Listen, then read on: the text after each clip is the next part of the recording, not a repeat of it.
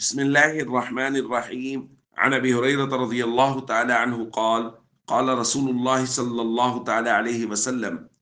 السفر قطعة من العذاب يمنع أحدكم طعامه وشرابه ونومه فإذا قضى نهمته فليعجل إلى أهله. رواہ البخاری۔ نبی کریم صلی اللہ علیہ وسلم نے ارشاد فرمایا، سفر عذاب کا ایک ٹکڑا ہے، آدمی کو کھانے پینے اور سونے جیسی چیزوں سے روک دیتا ہے، اس لیے جب کوئی اپنی ضرورت پوری کر چکے تو فوراً گھر واپس آ جائے۔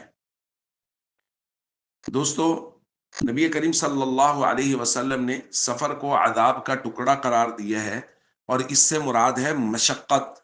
کہ آدمی جب بھی سفر کرتا ہے تو اس کو مشقت برداشت کرنا پڑتی ہے۔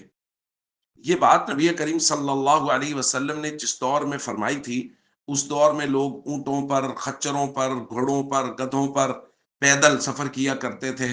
اور ظاہر ہے منزلوں پر، مختلف جگہوں پر کوئی انتظامات کھانے کے پینے کے جیسا کہ ہمارے دور میں ہے نہیں ہوتے تھے۔ لیکن نبی کریم صلی اللہ علیہ وسلم کے مبارک فرامین عالمگیر فرامین ہیں، وہ ہر دور کے لیے ہیں۔ آپ اور میں اچھی طرح سے جانتے ہیں کہ آج کے پرآسائش دور میں جب سفری سہولیات اس قدر موجود ہیں، اس کے باوجود بھی سواری سہولت والی ہے، جگہ جگہ پہ کھانے پینے کے لیے رکنے کے لیے جگہیں بنی ہوئی ہیں، اس کے باوجود میں اور آپ اچھی طرح سمجھتے ہیں کہ سفر وہ مشقت سے بھرا ہوا ہی ہوتا ہے، کہیں نہ کہیں مشقت ہو ہی رہی ہوتی ہے۔ راستے میں رکنے کی جگہ نہیں بن رہی، موٹر وے ہے، کسی آدمی کو کوئی تقاضا ہے تو اس کو قیام و طعام دور ہو گیا ہے، اور اس طرح کے بہت سارے مسائل ہیں جو ہمیں، مجھے اور آپ کو سفر میں درپیش ہوتے ہیں۔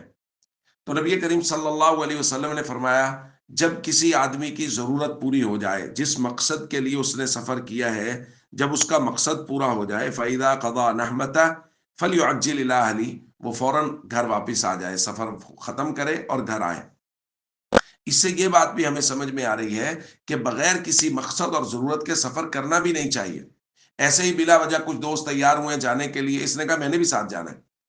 گھر سے بغیر کسی ضرورت کے لمبے سفر کے لیے نکلنا،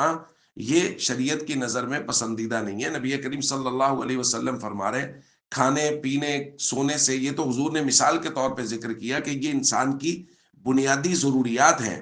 اور انسان کی زندگی کے جو مقاصد ہیں، عبادت، فرض نماز اور جماعت، ان چیزوں سے بھی انسان بہت دور چلا جاتا ہے بسا اوقات اگر سفر میں ماحول نہ ہو۔ اب آپ بغیر ماحول کے، بغیر جماعت کے، بغیر قافلہ کے، بغیر ہم ذہن لوگوں کے سفر کر رہے ہیں، تو پھر جماعت کے لیے گاڑی رکوانا، آج کل تو گاڑی میں بیٹھ کے کوئی آدمی کہہ دے کہ یار جماعت کے لیے روک لو یا نماز کے لیے روک لو، تو سارے لوگ گھور گھور کے دیکھنے لگ جاتے ہیں کہ اس نے کیسی بات کر دی۔ تو اس لیے اگر کوئی ضرورت ہے، کوئی کام ہے، کوئی مقصد ہے، تو اس کے لیے سفر کیا جائے، وگرنہ سفر سے پرہیز کیا جائے۔ السلام علیکم ورحمۃ اللہ وبرکاتہ۔